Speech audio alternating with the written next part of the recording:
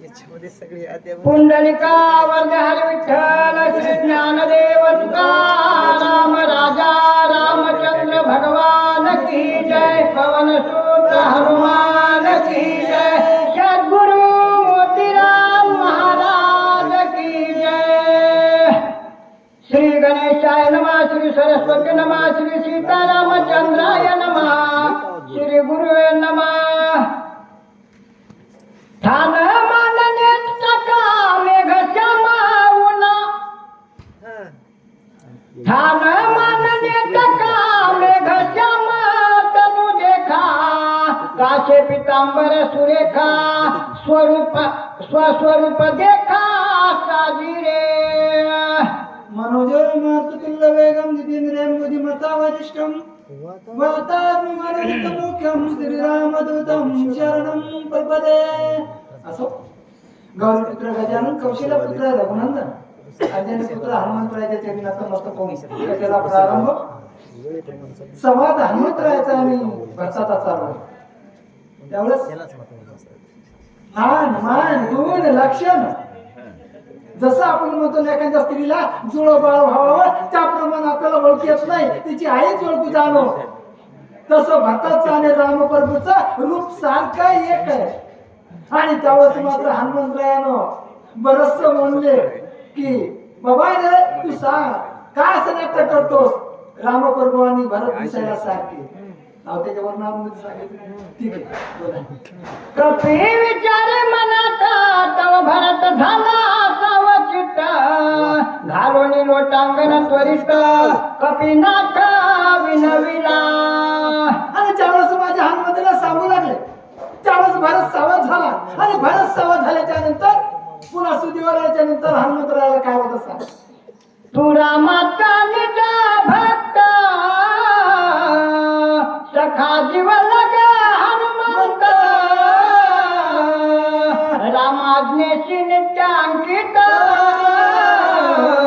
राम सेवित सर्वदा राम सेवित सर्वदा उठता बसता सगळं कार्य करता माझा राम प्रभूचं ध्यानच असणारे हनुमंतराया आणि त्यावेळेस ध्यान कसं आहे मला थोडं अवघड होते कारण हनुमंतराय म्हणजे कसं येतो अहोरात्र माझ्या या जगाच्या मालकाचं नामस्मरण करणारे असं भरत महाराज बोलू लागले इथं मी श्रीरामाचा धाकटा बंधू भजन हीन महामंदू नायके श्रीराम कथा गंधू अभाग्य सिंधू मी एक त्यावेळेस भरत महाराज आपला परिचय करून देऊ लागले मारुतीरायाला हनुमंता अरे मी रामप्रभूचा लहान बंधू आहे अरे तू कपी कुळात येऊन सुद्धा तुला रामप्रभू भेटतात अखंड नामस्मरण करतो मी मात्र अभाग्य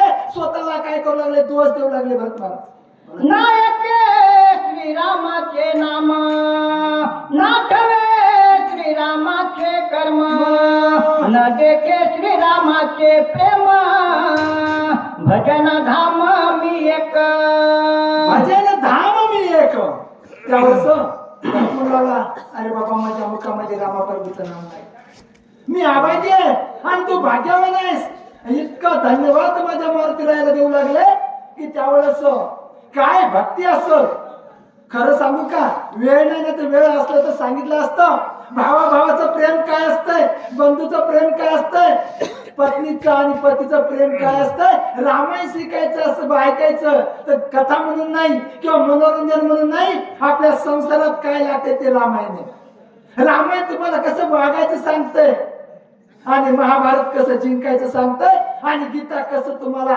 मोक्ष प्राप्त करून द्यायचं सांगतंय हे आपल्याला आत्मसात असलं पाहिजे म्हणून वेळेच्या अभावी मी काही बोलणार नाही पटपट धावत्यावर घेईल म्हणून भरत आपल्या स्वतःलाच काय करू दोष देऊ लागलेला आहे तू सौभाग्य कपी नंदना सभय वेचिले श्रीराम भजना रामे विनले नसियाना प्रेम गहना श्रीरामी प्रेम गहन श्रीरामासी माझ्या हनुमंतरायाला भरत महाराज धन्यवाद द्यावे. हनुमंता खूप धन्यवाद आहे तुला, कारण तू खूप भाग्यशाली आहेस. आणि तुला या रामप्रभूचं ज्या माणसांनी ज्या ऋषी मुनीनं 60-60 हजार वर्ष तपश्चर्या केली, पण त्याच्या स्वप्नात सुद्धा रामप्रभू आले नाहीत. पण तू अखंड रामप्रभूची सेवा करतोस, अखंड तू रामप्रभूचं ध्यान करतोस. तू खरंच भाग्यवान आहेस. असं अरे मी स्वतःचा भाऊ असून सुद्धा मला माझ्या रामप्रभूचं कळालं नाही. असं भरत महाराज स्वतःला लहानपणा घेऊ लागले आणि माझ्या हनुमंतरायाची कीर्ती काय करू लागले, वाढू लागलेली. तो सर्वे इंद्रियाच्या ठाई राम कोंदला तुझे देही, रामा वाचून नशी काही म्हणून पाही विनविन, म्हणून पायी विनविन. आणि त्यावेळेस माझ्या भरत महाराज म्हणू लागले, हनुमंता अरे तुझ्या रोमामध्ये तुझ्या रक्ताच्या थेंबामध्ये रामप्रभूचा वास आहे, रामप्रभूचं नाम आहे. आणि रामप्रभूला सोडून तू राहू शकत नाही, कारण राम आणि हनुमंतराय एकच आहे. साखर आणि साखरेची गोडी तशी सोडून राहत नाही, त्याप्रमाणे माझा हनुमंतराया आणि रामप्रभूच्या नामाला सोडून राहत नाही. असं भरत महाराज हनुमंतरायाला बोलू लागलेले. तो आजी 14 वर्षा पाठी कपी तुझ्या वाकुटी, ऐकली श्रीरामाची गोष्टी येणे पोटी अवस्था, पोटी अवस्था. भरत महाराजाला म्हणू लागले, हनुमंतराया अरे 14 वर्षे झालेले माझ्या भावाला जाऊन वनवासात जाऊन लक्ष्मणाला आणि रामप्रभूला सीता मातेला 14 वर्षे झाले. पण माझ्या रामप्रभूचं माझ्या बंधूचं गुणगान, माझ्या बंधूचं नामस्मरण 14 वर्षाने मी तुमच्या हनुमंतरायाच्या मुखातून ऐकलं आणि धन्य झालो. असं भरत महाराज बोलू लागले. ऐकावया श्रीराम कथा अंतरी अनिवार अवस्था, भक्तोत्तमा कपिनाथा उदासता नसावी, भक्ती उदास नसावी. त्यावेळेस माणसाला जरा चैतन्य आलं पाहिजे. रामप्रभूचं नाव घेणं हे पूर्व पुण्याचं फळ लागतंय. इथं येऊन बसायला सुद्धा पूर्व पुण्याचं संचित लागतंय. मायबाप जर तुमच्या बँकेत पैसे असतात तर जाऊन तुम्हाला काढता येतात, अन्यथा काढता येत नाही, कारण नाहीच ना तुमच्या त्याच्यामध्ये. मग तुमच्यामध्ये काहीतरी जमा आहे आणि ती जमा असल्यामुळे तुम्ही काय. असं हनुमंतरायाला भरत महाराज म्हणू लागले, 14 वर्षानं मला माझ्या रामप्रभूचं गुणगान ऐकायला मिळालं आणि तुमच्या मुखातून धन्यवाद देऊ लागले. आहारनिशी ह्याची चिंतित जो कोणी सांगेल रामचरित, आजी तू भेटलाशी येथ तरी साध्यंत मग सांग. त्यावेळेस भरत महाराज म्हणू लागले, हनुमंतरायाला रात्रंदिवस ज्याच्या मुखामध्ये रामप्रभूचं नामस्मरण आहे आणि त्याच्याच मुखातून मला रामप्रभूचं चरित्र गुणगान ऐकायला मिळाले, त्यावेळेस काय अवस्था असेल माझ्या भरत महाराजाची. बोला. उल्लंघोनी जाती येथ तरी मग होईल प्राणांत, तुझं कोपेल रघुनाथ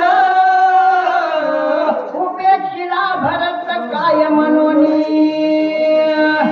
आणि त्यावेळेस हनुमंता जर तू इथून गेलास, माझं वचन मला न भेटता तू जर गेलास तर त्यावेळेस मी काय होईल, मी प्राण त्यागील, मी संपून जाईल. आणि त्यावेळेस मात्र तुला रामप्रभू काय म्हणतात, अरे भक्तातला उपेक्षून तू इथं आलास, मग तुझ्यावर कोप चढल, रामप्रभू रागात येतील. असं म्हणल्याच्या नंतर काय होता तो, इकडे स्वामी शोभेल इकडे माझा प्राण जाईल, उभय संकटी नसतील विश्वही बोल तुझं लाविल. आणि त्यावेळेस मग काय होईल, इतका मोठा अनर्थ होईल की मला तू सोडून गेला त्यानंतर मी काय करील, प्राण त्याग करील. आणि त्यावेळेस रामप्रभू काय करतील, तुझ्यावर कोपतील, कारण रामप्रभूचं आणि भरताचं एक आहे. आणि त्यावेळेस मात्र काय होतं? सद्रद मनी विवांतुन मज द्यावे समाधान, ऐकोन या कपी नंदन लोटांगण घालित. आणि त्यावेळेस मात्र भरत महाराज माझ्या हनुमंतराच्या त्यांनी लोटांगण घालू लागले आणि म्हणू लागले, सविस्तर निरूपण सांगा, सविस्तर कथा मला सांगा. असं म्हणल्याच्या नंतर भरत महाराज येतो, महाराज मग भरत महाराज हनुमंतरायाच्या चरणी काय करायले, लोटांगण घालू लागले आणि लोटांगण घालू माझा सांगता व्रतांत विलंब लागो पाहेत, उदया येताची भास्वत होईल घात सौमित्रा. अरे भरता, मी जर तुला सांगत बसलो, सर्व कथा जर सांगत बसलो, तर माझं मी जे कार्य करायला आलो ते कार्य काय होईल, अर्धवट जाईल, राहील, नासल. आणि माझा तिथे लक्ष्मण आहे ना, त्या लक्ष्मणाचा काय होईल, घात होईल रे भरता. असं हनुमंतराया भरताची इन्वादी करू लागले आणि केल्याच्या नंतर काय होतं सांगा. ब्रह्मा शक्ती महादारुण वरी परतार विकिरण, सौमित्राचा जाईल प्राण म्हणून त्वरेने जातसे. भरता तुला सांगतो काय होईल. ब्रह्मशक्ती लय महान आहे रे, भयानक आहे, की लक्ष्मणाला लागलेली आहे. आणि त्या लक्ष्मणाला मी जर नाही गेलो तर काय होईल, लक्ष्मणाचा अनर्थ होईल. आणि त्याच्यावर सहस्त्र किरण पडल्याच्या नंतर मग मात्र तो लक्ष्मण काय होईल, मूर्छित पडत. आणि त्यावेळेस मात्र रामप्रभू त्या जगाचा मालक सुद्धा काय होईल, संपून जाईल. त्याच्यामुळे मी इथं थांबू शकत नाही. इतकी विनंती माझे हनुमंतराया भरताची करू लागले, कारण दोन्ही भक्तच आहेत आणि भक्तच भक्ताची एकूण एकाची इवणी करू लागले का, तर या जगाच्या मालकाचं काम करायचंय. आणि लक्ष्मणाला जर यदा कदाचित काही झालं तर काय होईल, रामप्रभू प्राण टाकतील, लक्ष्मण प्राण जाईल आणि गेल्याच्या नंतर 3 माता जातील, त्याचाही प्राण त्याग होईल. त्या अयोध्येतले सुद्धा काय होतील, संपून जातील. एवढंच नाही तर सर्व अनर्थ होईल. म्हणून भरता मला जाऊ दे रे, असं हनुमंतराया विनंती करू लागलेले. जरी प्रीती सौमित्राशी श्रीरामाते पाहू इच्छिसी, तरी गोऊ नको मजसी औषधेशी नेऊ दे.